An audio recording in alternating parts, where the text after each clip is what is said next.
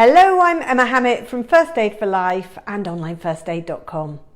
And today I'm going to talk to you about the horrendous rise in cases of severe anaphylaxis. And I'm also going to talk to you through a particular case of Karan who died having cheese thrown at him, and some of the lessons that we've learned from this, and how we're working with schools and parents and pupils to help them be more ready and equipped and aware of issues around anaphylaxis and how we can do our best to prevent this happening again. So first of all, a third of the population, so that's about 19 million people, will experience some form of an allergic reaction at some point in their lives. Now, not all these reactions will be severe anaphylaxis, but anaphylaxis is an extreme allergic reaction. 5 to 8% of children experience a food allergy, and a fifth of all fatal reactions occur at school.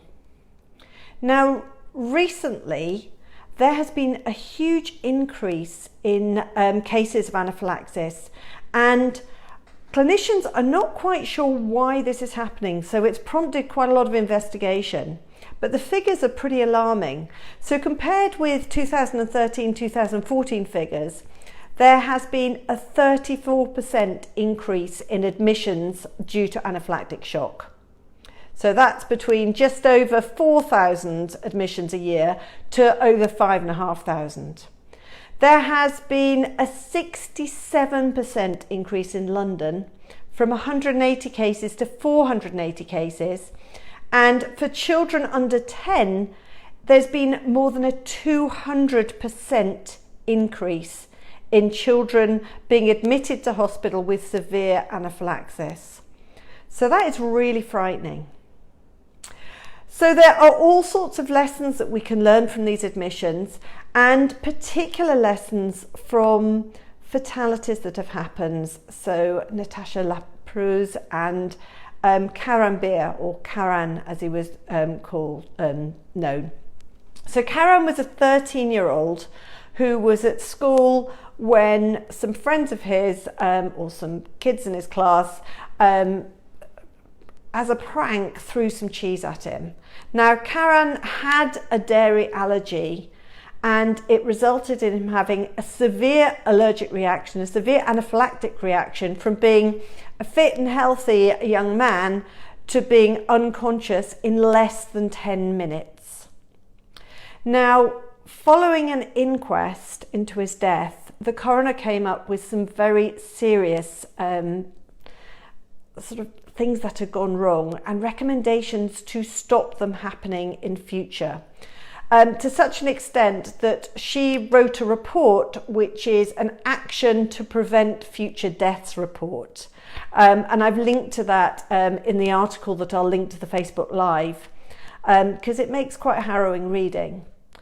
So Karan died following cheese being thrown at him. Now, nobody could have anticipated that just having cheese touching your skin could have caused a severe and a fatal anaphylactic reaction.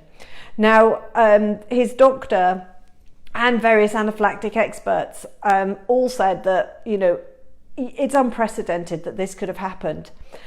He had severe anaphylaxis, severe asthma, and severe eczema. And it's thought that when the cheese touched him, that as the hives came up, that he scratched. And consequently, it was more than just the cheese touching him, that he scratched to such an extent he drew blood. And perhaps that is why he had such a severe reaction. It was an awful one-off, horrendous thing that happened. However, the reaction of the people around him following his anaphylactic shock was not as it should have been. So first of all, it took a little while for them to realise that that was what was happening. The EpiPen that he had, first of all, there was only one, and he'd been prescribed 2 and should have had 2 available and for prompt access. The EpiPen that he had was 11 months out of date. They gave it as quickly as they could. They didn't give a second one, A, because he didn't have one, B, because the ambulance protocols didn't prompt them into giving a second one, and C, because their first aid training made them think that for some reason they had to wait a full 10 minutes before giving a second one. So a few things with this. First of all, if you've been prescribed an EpiPen or any form of another adrenaline auto-injector, you should be carrying 2 of those with you at all times. People have ended up with 2 at granny's, 2 at their parents', 2 at school, and there is a huge issue with pharmacists being able to give these at the moment. There is a supply issue with EpiPens, with Jext and with Emerades. However, they are still meant to be able to prescribe and to fulfill 2 for school and 2 for home. So you may need to try different pharmacists. You may need to be a bit pushier on this. If you have the means, you can buy them privately, although I know that isn't the main solution. But if you've been prescribed 2 adrenaline auto-injectors, you need to have them, because if the first one doesn't fire correctly, or if you need a second one, you need to be able to give that immediately. The coroner recommended that a second EpiPen should be given immediately if somebody's condition is deteriorating, or at the very least at 5 minutes. So that was their recommendation. If somebody is having problems breathing, the recommendation was,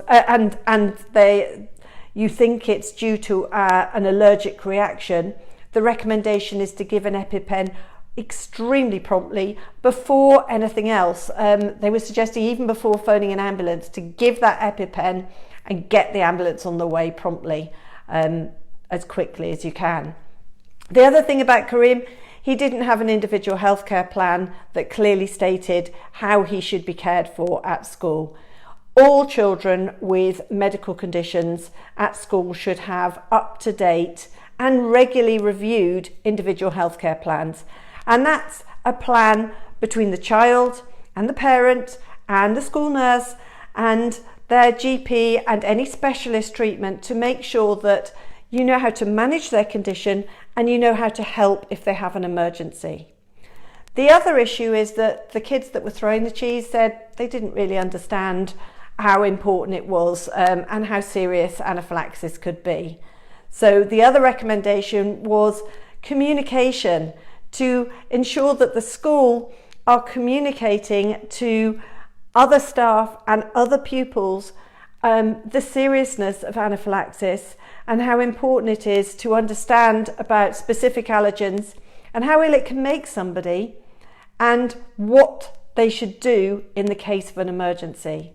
So there were all sorts of specific recommendations that came out from this report. Now, First Aid for Life work with schools. We are partnering with SAFNA, the School and Public Health Association, Nursing Association, to work with schools throughout the country to ensure that they have all the information that they need in order to be ready to look after children with medical emergencies to the very best standard. So we've got practical and online courses.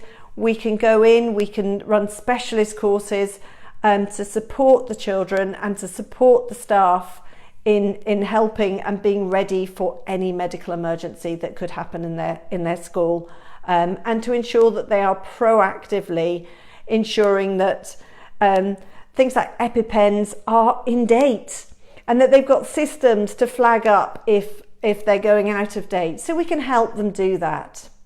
So I hope that's been useful. It makes alarming reading, but it's interesting reading, and we can all learn from this because allergic reactions are becoming more prevalent and we need to be ready to help. So that's Emma Hammett from First Aid for Life and onlineFirstAid.com.